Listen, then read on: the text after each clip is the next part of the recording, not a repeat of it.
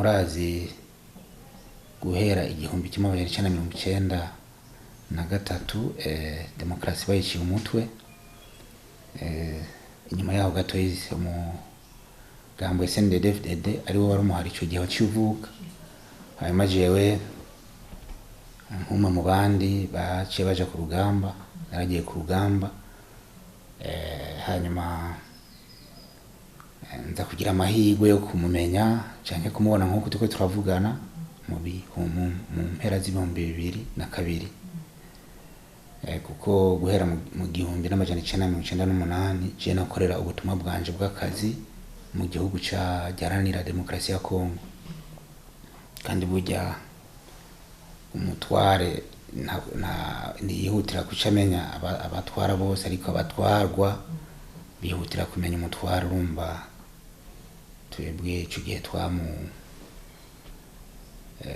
twamubona mu ntumbero y'akazi k'umutware w'ingabo zaharanira demokarasi ku rugamba. Umwumva ko hagati yanje nawe hateba guca intera nini. Naramumenye cane maze guhamagarwa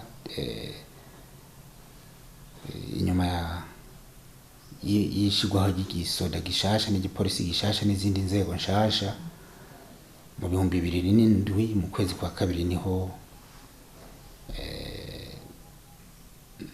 nakorana nawe yantuma ko ndi mu butumwa bw'akazi naho nyene i Darfur muri Sudan, ngashikira mu biro by'umukuru w'igihugu muhanuzi mukuru.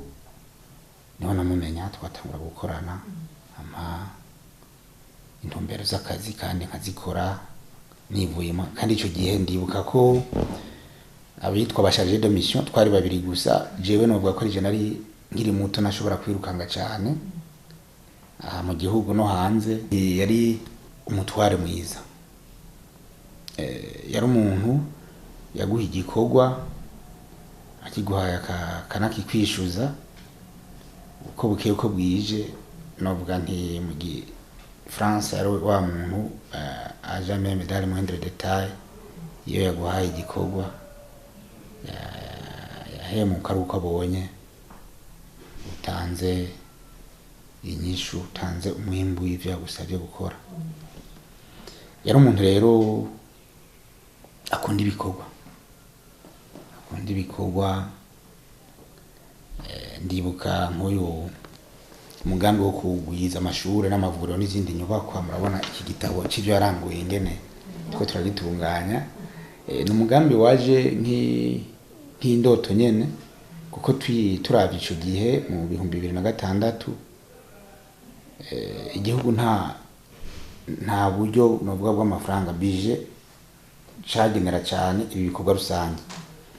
Amaze gutanguza ibikorwa rusange niho ivyinshi avuga ati ibikorwa biteba gukorwa n'amaboko y'abantu tuzobishira ko amahera, reka turondere intererano hirya no hino, amabati, ivyuma, ibisakazo muri make n'ibindi bijanye. Hanyuma ibindi tuzokorana n'abene igihugu, bizokorwa n'abene igihugu. Novuga rero ko ari umuntu akunda ibikorwa rusange.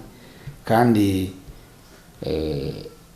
ahanini ico novuga nuko novuga nti jewe kuva naruka ni nawe mutware nabonye ashobora kuja mu bene igihugu akababera akarorero. Ntatanga amategeko gusa mugabo akaja imbere nabo bagakurikira. Ngira ngo muravyibuka ko niho twatanguye kuba umwene igihugu ashobora kwegerana n'umukuru w'igihugu.